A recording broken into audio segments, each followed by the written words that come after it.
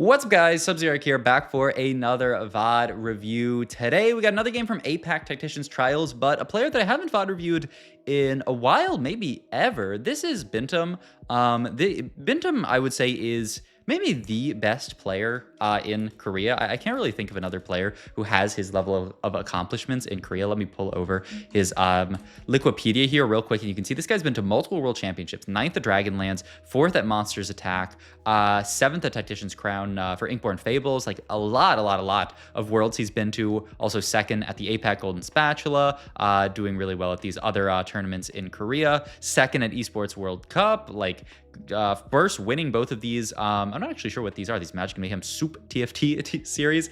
So he's just, I don't know. He's one of the goats of Korea, I would say, absolutely, for sure. And he actually took a really interesting approach to just this patch, and I don't know, it's a comp that I really want to focus on here. So let me pull up the tweet from Kim. I've shouted out Kim before. Kim highlights a lot of sort of like APAC players often and their techs and stuff like that. And Kim is highlighting this tech here, which is a 4 quick striker comp, and yeah, we can talk about it. Binteum actually played this a good bit, and he also linked to the VOD. So thank you so much, Kim, for, as always, sourcing some of the VODs that I use in these videos. If somebody tweets a cool tech, I will 1,000,000% VOD review it, unless you're tricking noobs. But I mean, I think this is real. He talked about the fact that that Binteum actually played this comp a good bit. 2-1-1-6-6 were his scores in tournament with it. So he actually played it a lot in tourney. So definitely something to look at. And it's an almost kind of standard quick striker reroll setup, though there is this kind of difference where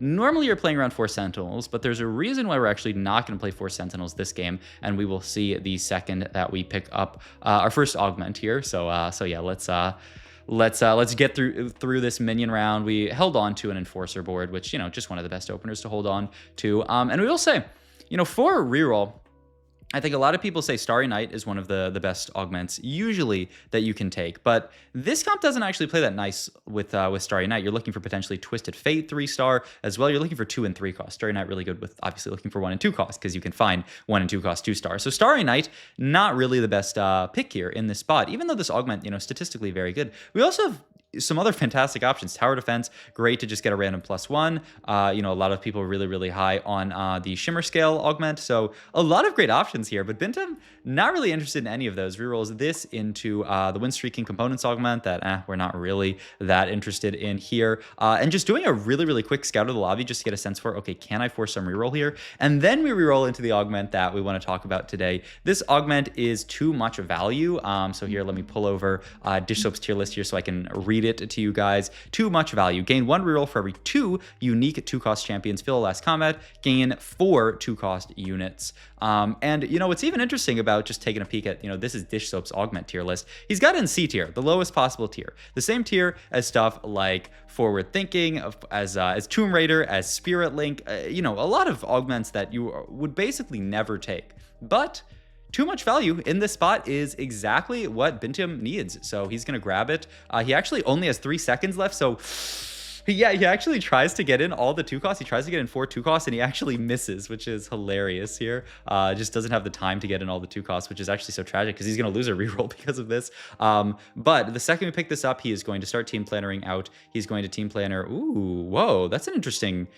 that's not even the comp that I think he's gonna end up playing this game. So that's a weird comp to throw in there. It's almost it looks like he's thinking about playing like Renata reroll, but and then he has like the Leona in there as well. Interesting.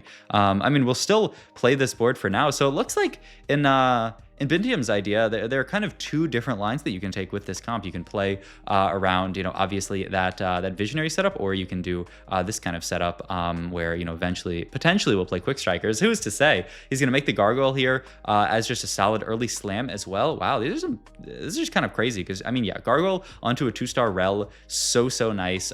Just, 2-star units, get more HP, throw Armor Namar onto them and feel really good. So it makes a lot of sense. And actually, yeah, the second that this happens, we are going to sell off some of those other 1 costs they were holding on to with the idea that, look, we're already level 4. We have to be level 4 to get max value out of this augment.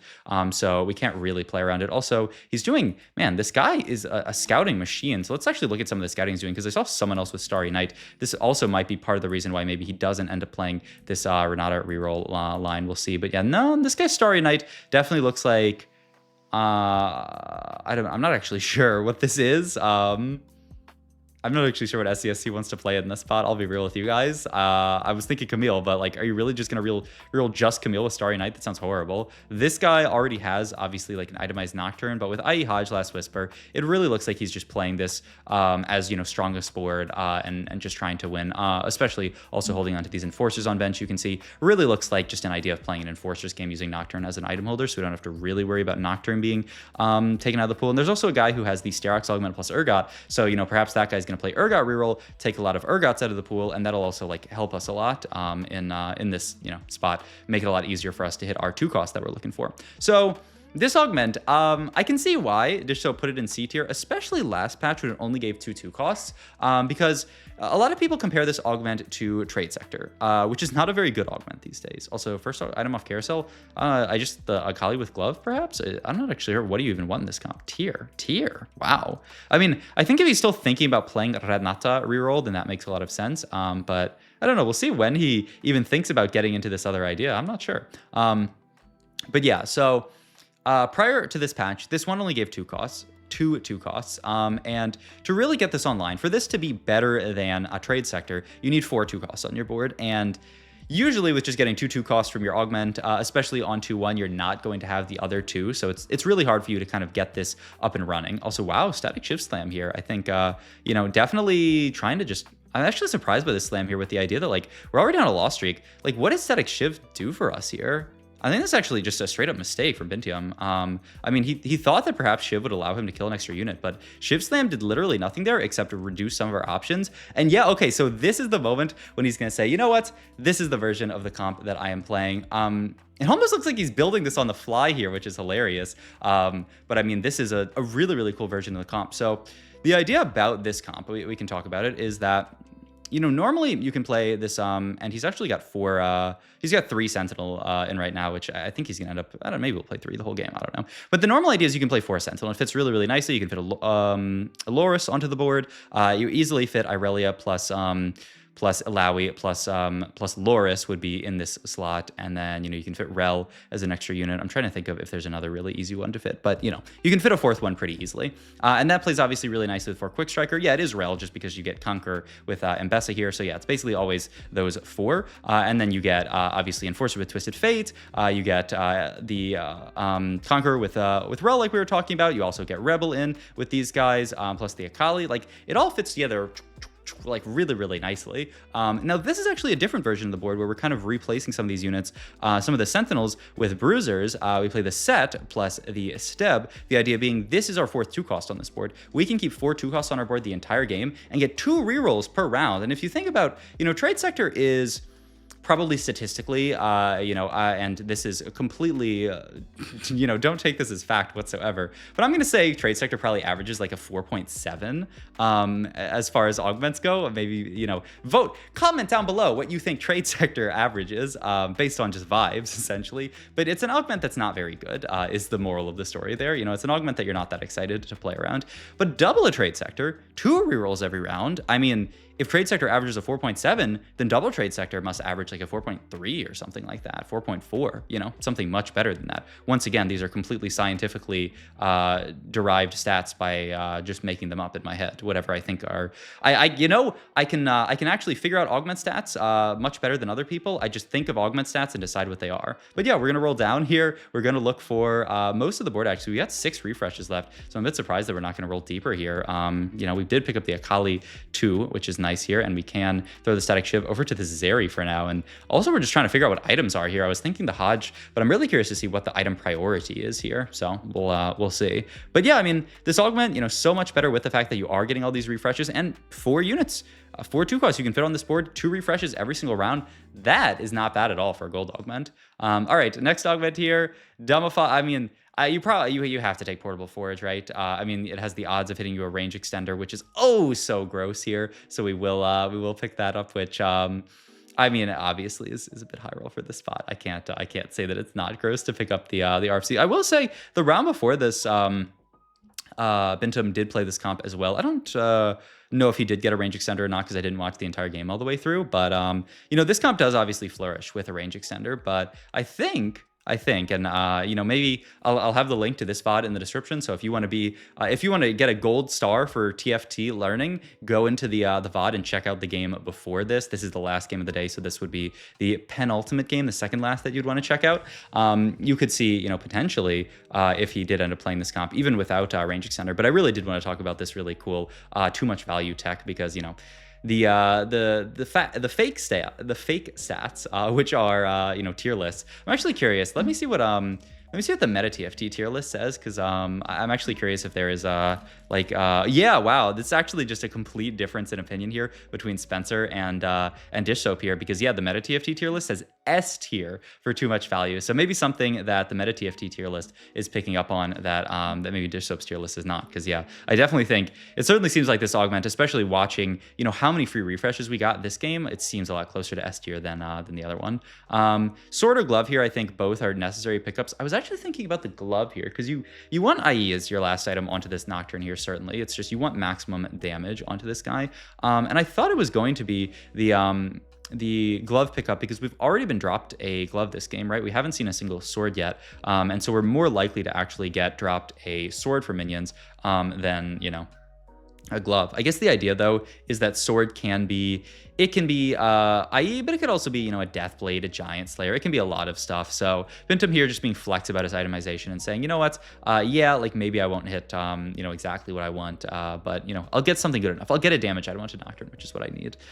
It is also cool to just see this version of the comp. Obviously, you know, a little bit different than the Automata version that I think a decent amount of people angle for when they get range extender type stuff. And I don't know, it's such a cool way to fit, you know, we're fitting in all these 2 costs on this board right now. I don't think there's ever a point where you get 6 2 costs on the board. That seems a bit too crazy, but hey, maybe there's some world where you fit that in. Maybe we're going to try to team fighter it now. I mean, I think that'd be awesome, but it's probably a bit too much. Also, we do end up fighting this guy again. Kade, that was, I believe, who was playing like the kind of idea of playing into enforcers here. I would actually roll kind of deep here to try to get some bench space here, but looks like we're not that interested. Also, there's a Mumu, I think. I mean, maybe he's just going to stay on our board. Also, wow, the fast 7 here with the idea that we've found a lot of Nocturnes already. We found a lot of this other stuff. Let's roll on 7. This is something that a lot of people think about when you're thinking of a comp like this that rolls for 3 costs and for 2 costs. And obviously, we're looking for stuff like the Ambessa, which is so nice here. That's a double...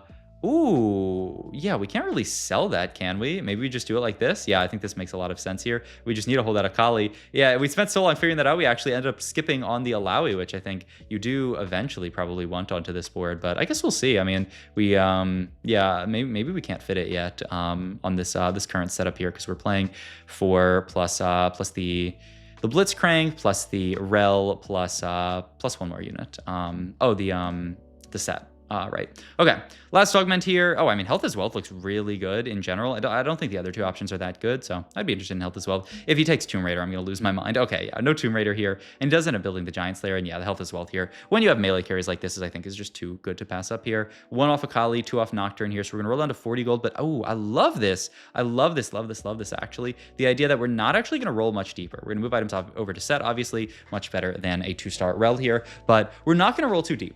We have 8 Akalis and 7 Nocturnes. But why do we actually need to roll it deep here? We're 65 HP. We have this Nocturne with triple items and the rapid fire cannon. We have this set 3. Our board is going to take pretty good losses this stage. Maybe if we fight somebody weak, we can beat them. And I mean, look at this. I think we are going to win this fight. So just beautifully decided by Binteum here to not overroll. And there's a lot that we have left to do on this board. We still need to find Twisted Fate. We still need to find other stuff. Now this round, we actually opt to roll deeper because now we have the Twisted Fates as now we're 1 off Nocturne. So the odds of hitting there actually are increased. That's actually like a great round to kind of look at and just look at the sort of difference between like what caused us to actually dip below 40. Because, you know, we had this setup. We didn't, we opted not to dip below 40 here. And then this round comes and we dip down here. Let's see, right here. We decide, no, actually 1 more roll. Yeah, this is where we could recoup and go back up to 40 if we wanted to. So Binteum actually says, you know, this round I want to dip below 40. The other round, because a lot of people ask me, like, how do you know when you want to roll deep. Like how do you know when to stop econ wise? And I liked stopping on 40 that last round because we're already pretty strong and because we're really healthy, 65 HP, and because we have a lot of stuff to hit. We have Twisted Fate 3 to hit as well here. But Binteum actually makes the call. So like last round we didn't dip below 40 in essentially the same spot. I think the reasoning must be that we're getting further into the game, 4-2 to 4-3. People are going to be making their boards a bit better. So yeah, I believe he does keep rolling here. Yep, and then he hits the Akali immediately and then stops. So yeah, it's a cool idea. I don't know. I actually think I kind of liked his original idea better of not dipping below 40 even because, you know, Akali 3 doesn't really do anything on this board. It's a 0-item Akali. So, you know, like what are you actually getting out of Akali 3 here? And you can see like Akali 3, no Akali 3, we still lose this fight. So we actually did pay a gold of interest just to still end up kind of losing this fight. So I actually agreed with the way that he played it out before and just said, you know what? I just want to maximize the amount of gold that we have in this spot so that we can hit everything. Also, that's a funny little guy there. A Rumble the second. Very nice. Very, very nice. At this point, looking for either Akali or Twisted Fate items. I mean, oh, and a Nocturne 3. And a Nocturne 3. I am so blind, I will say, to units on Carousel. Like, my eyes look at all. Oh, look, it was no diff. It was no diff. But yeah, I always look at just like the items on. Oh.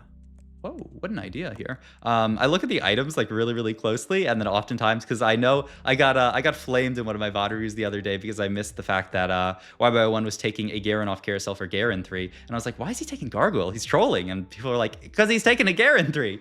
And look, I will say that I was doing that VOD at about like midnight or 1 a.m. trying to get a VOD out for you guys, and all the work that I do, you can't cut me a little bit of slack. Okay.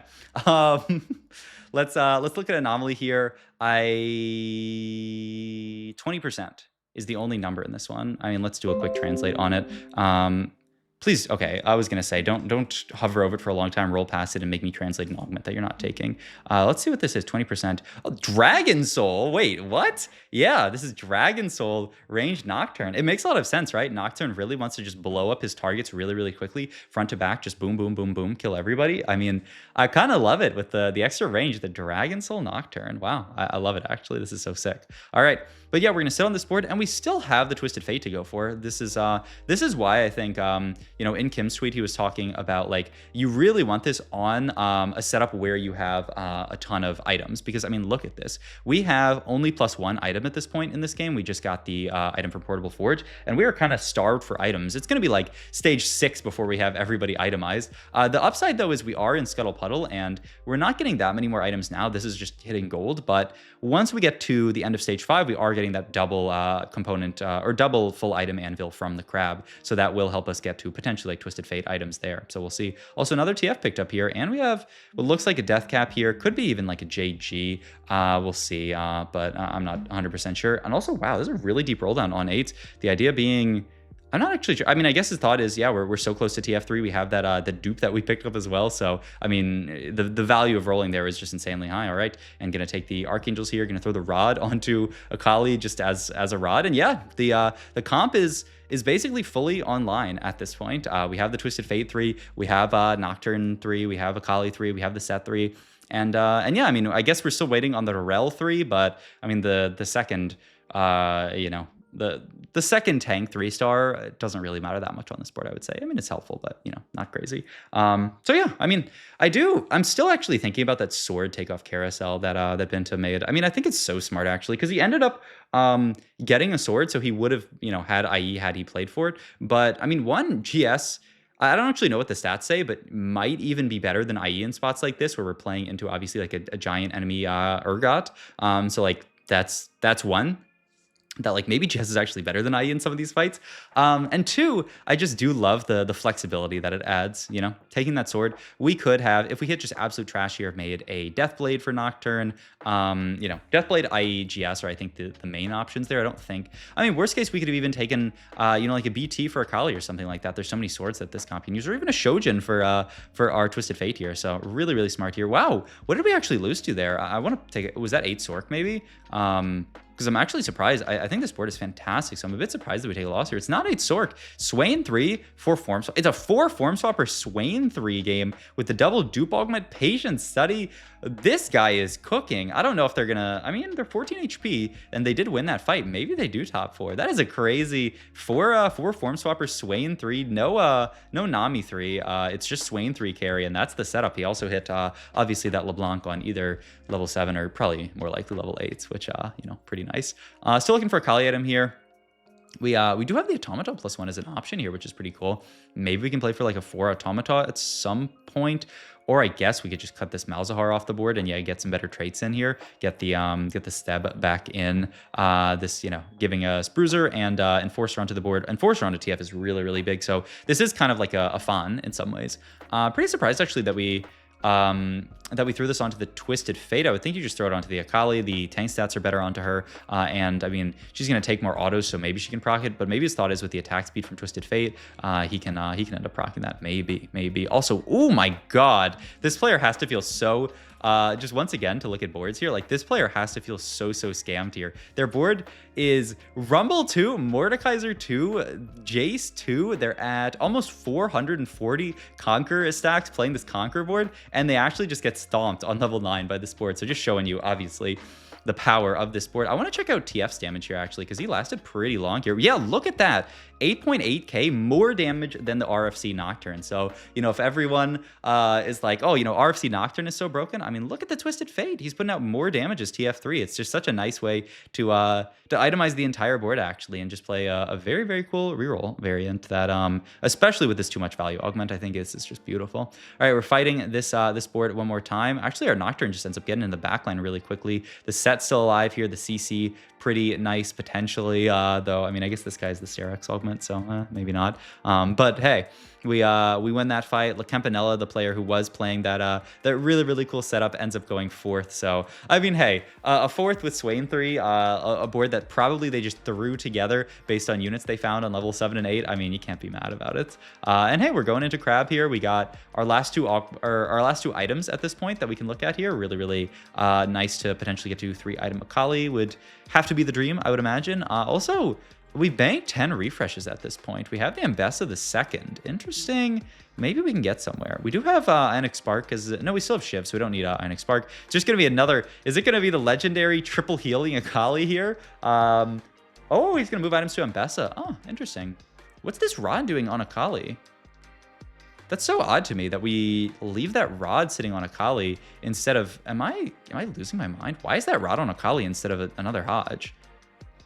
I couldn't tell you, honestly, because I would have to imagine that a third Hodge is better than just that Hodge randomly sitting on Ambessa. It's not horrible on Ambessa, but it's not great. We do finally pick up the Rel 3 here, and we're just going to roll it down. The idea being we're getting pretty close to the end of the game here. It's going to be tough to you know, finish this game out. Also, yeah, he does have kind of a funny little setup here. He does get into the 4 Sentinel, so he kind of finally pivots into the quote-unquote like usual version of this board, though he ended up cutting the Steb here. I wonder if that's something that he wants to keep out on this board, because, I mean, the Bruiser is really good value onto this board. The Enforcer is also really good value. I mean, he needs a Loris, right? Yeah, he's just missing Loris here, and he is actually going to pivot back into a version like this. You're gonna get the Steb in here, and then the Malzahn is just an extra unit. It is actually Visionary on this board, which is pretty funny, though. I don't think it's really gonna matter that much. I don't think Malzahn is gonna be doing that much damage, unless maybe we can like slap a red buff on him or something just to guarantee that we have heal shred. Also, the TF, can he clutch this out with the Automata +1? Oh my god,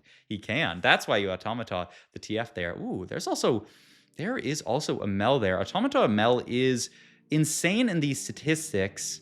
Maybe we're just going to go for something more chill. No, okay, he's going to take the Automata Mel, or he's going to take the Mel. Does he want to... Oh, he's going to reforge the Shiv. Oh, that's so smart, actually. Yeah, just reforge the full Shiv. Now he's going to move Adaptive Helm over. Okay, no Automata, though, on the Mel. He is just going to keep her in. She does a great job of proccing it, but, I mean, with only 2 Automata in here, it's not like we really care that much about who's proccing it. Also, we don't actually make the full swap in time. TF kind of stuck in Narnia here. I think it's going to be okay, though. Yeah, I mean, they don't have the burst to get through our front line, and yeah, we end up winning this fight. 2 people left alive. We are almost there. This is... Yeah, I mean, this is really looking like we are going to win the lobby, which is, I mean, so impressive to do with a 2-cost and 3-cost reroll comp like that. These comps tend to, oh, that is a Victor. We can definitely play that over, well, Really? Really, really?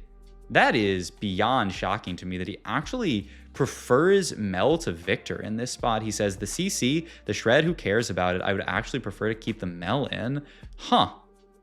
A lot of interesting decisions this game. And yeah, I mean, he's clearly in the tank thinking about it. I mean, the fact that he thinks it's that close is actually like really interesting to me, because I would 1,000,000,000% just throw that Victor onto my board. And I think he, after he thought about it for a little bit, was like, yeah, you're right. It probably is Victor. He heard me from the VOD review and was like, yeah, you're right. I'll just play this. We can take some items for Mbessa at this spot. The JG, a perfect item onto Akali to finish out. And then, ooh, this is really, really nice. The Adaptive Helm. I was thinking about this. Yeah, the Adaptive Helm can move down here pretty nicely. Automata moves to frontline. Beautiful itemization. And the Mel back in.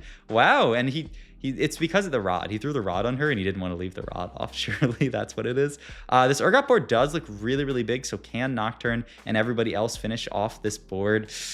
Answer looks like no for now, but we'll see. I mean, we do already have Even Shroud Shiv, so the Shred obviously isn't that big from Victor, but I felt like the CC, maybe his thought is the fights are too quick for actually the Victor CC. In either case, we are going to level up at this point. Now we have this board in. This board that we're fighting does look horrifying with this Urgot here. The amount of quick flicker scouting that this guy does is insane, by the way. He's so quick at that. And all right, we'll see. Can we finish this board off with the CC? I think we can. It is going to be a dub for Binteum. A really, really fun game. Hope you guys enjoyed. If you did, please like, comment, subscribe. Check out my Twitch on my links down below, and I'll see you guys in the next one. Goodbye.